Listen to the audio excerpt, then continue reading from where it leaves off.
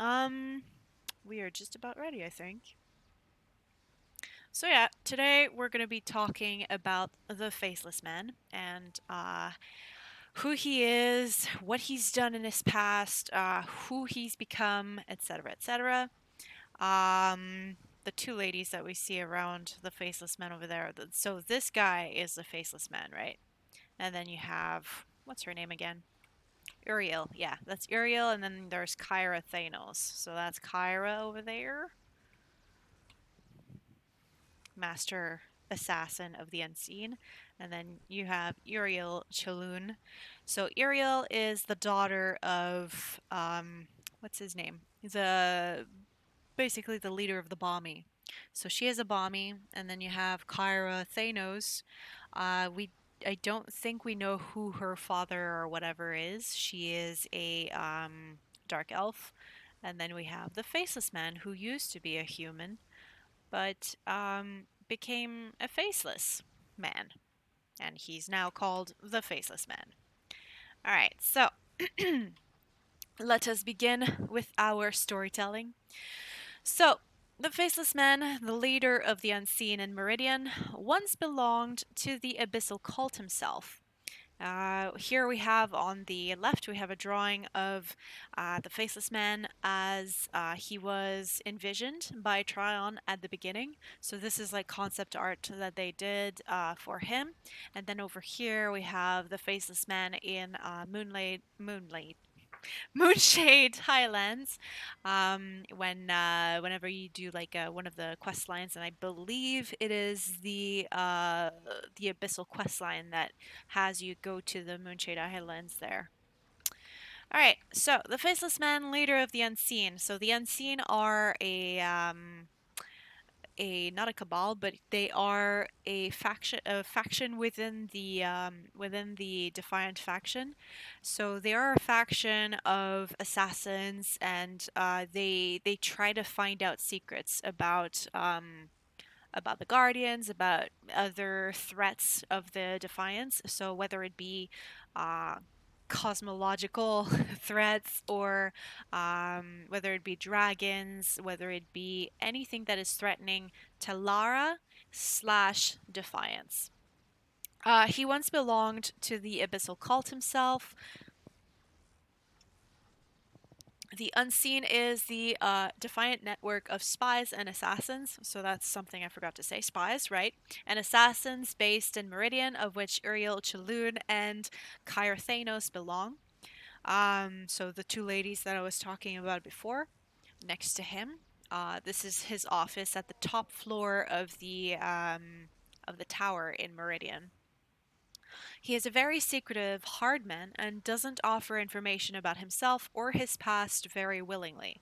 Like, I think if you talk to him, right, he has a very, like, threatening-ish voice. Not threatening, but it's a very hard voice. It's very, like, I would say almost, emotionless, and that's basically part and parcel of who he is nowadays, what with having become a faceless man. So yeah, he doesn't offer information about himself or his past very willingly. However, we do find out a bit about his past in the abyssal cult during the saga of water, wherein we discover that his real name is Henry. So this is information that his mother gives us during that water saga of water, water saga, whatever. Um, so yeah, he doesn't like whenever you encounter him in game, he doesn't like talking about himself, and he doesn't like talking about his past either. So we all know that he was part of the abyssal cult. We all know that he is a faceless man. Like, for fuck's sake, he's wearing that helmet, so we know that he's faceless. He has no face. Um, Here's a tale about the faceless man in particular. So this is from the past. Okay, but this is a story that I found somewhere on the internet. I forget. I think it is one of the official stories that Tryon released during Vanilla. So to tell it a little bit more, about the Faceless Men before they released the Water Saga. So there's a lot of sagas in Rift, especially during vanilla. So after vanilla, you have a saga during Storm Legion, and you have a saga during I think you have two sagas actually during Storm Legion. One is the about the presences. So the presences at the end of each expert dungeon, there's like little black phantoms at the end of each dungeon, and they started off a saga at the end of at the middle, I'd say, of Storm Legion, and then there was also a saga of Crucia, if I'm not mistaken. And then during Nightmare Tide, there was a saga about the Nightmare Saga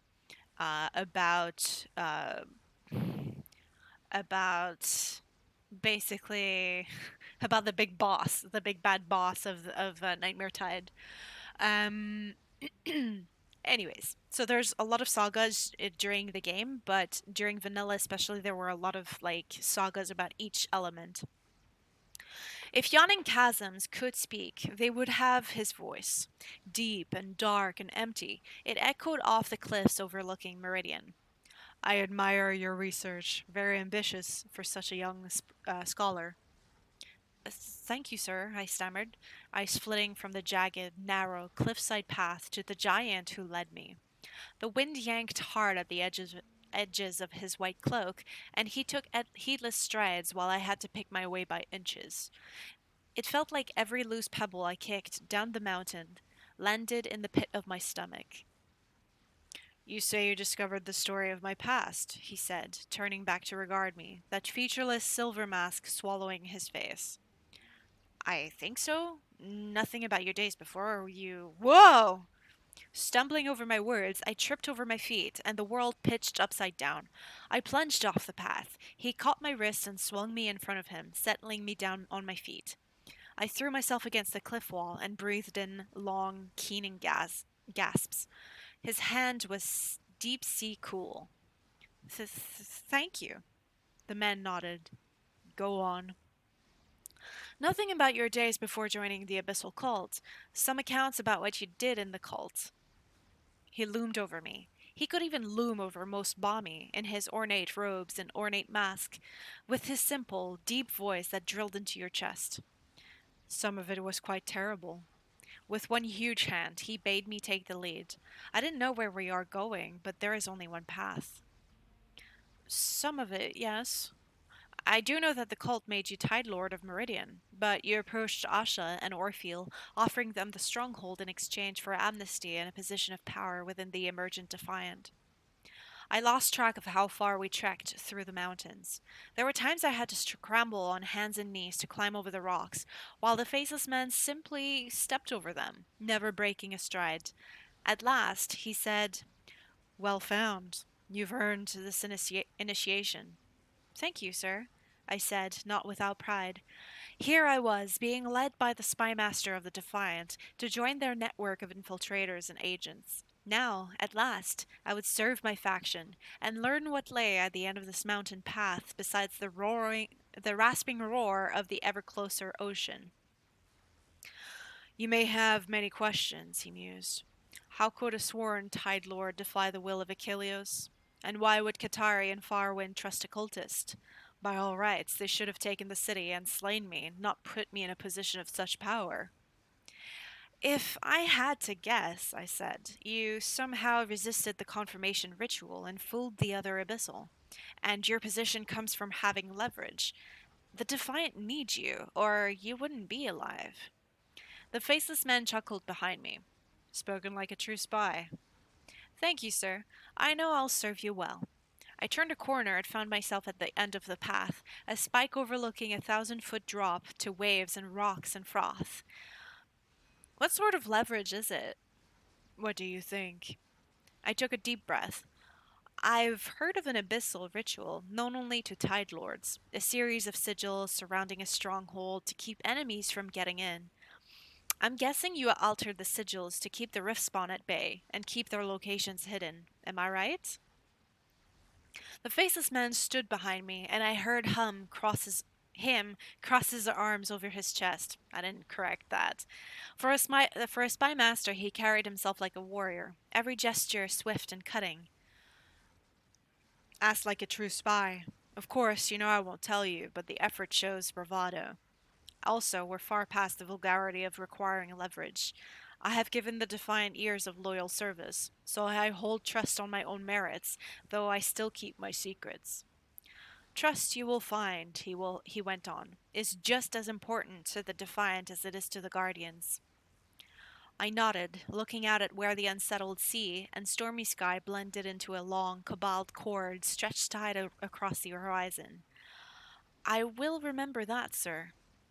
Remember also not to swear by the vigil under your breath, even when you think you're alone.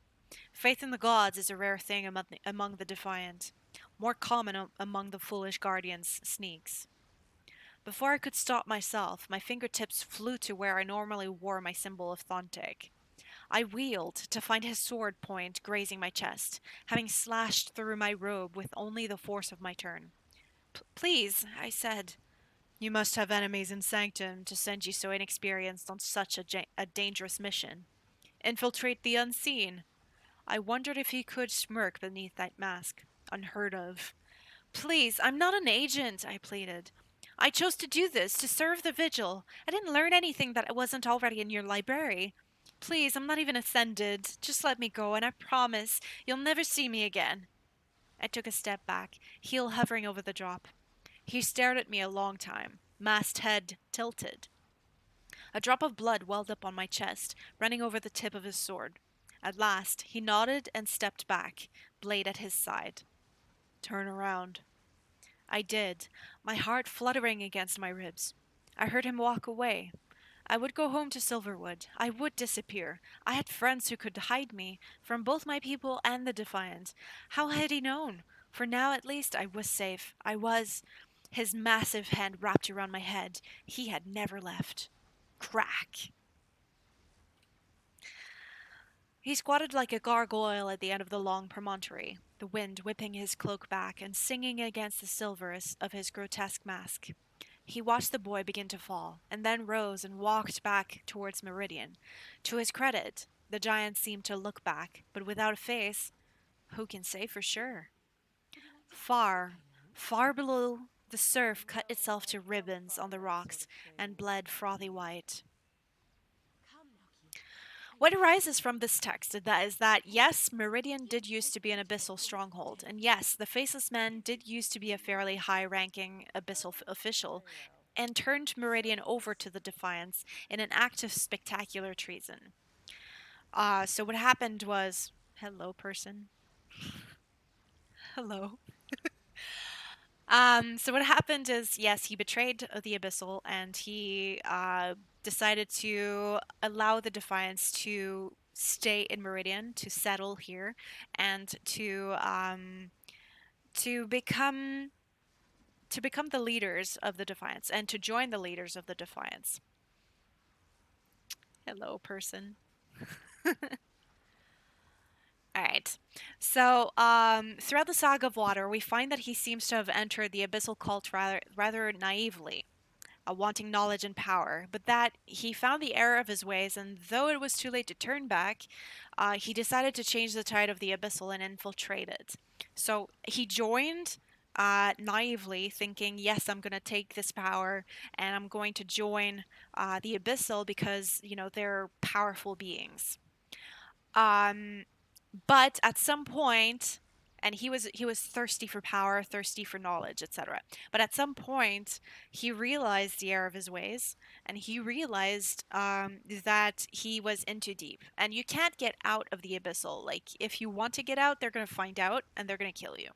So he decided he was going to, instead of leaving, he was going to continue being part of the abyssal, but kind of infiltrate it and uh, find a way to turn the tide, quote unquote. Um, yeah, it seems his mind was powerful enough to block out any mental probing, and he was able to prove even to Achilles, if I remember correctly from the Abyssal Saga, that he was truly devout. Powerful man. Now, at some point during this story, I forget where, but at some point in the story, it says something about how he's so tall and he holds himself like a warrior, and that kind of brings something to my mind. Like, what if he was a warrior, but he also was so thirsty for knowledge that um it's basically,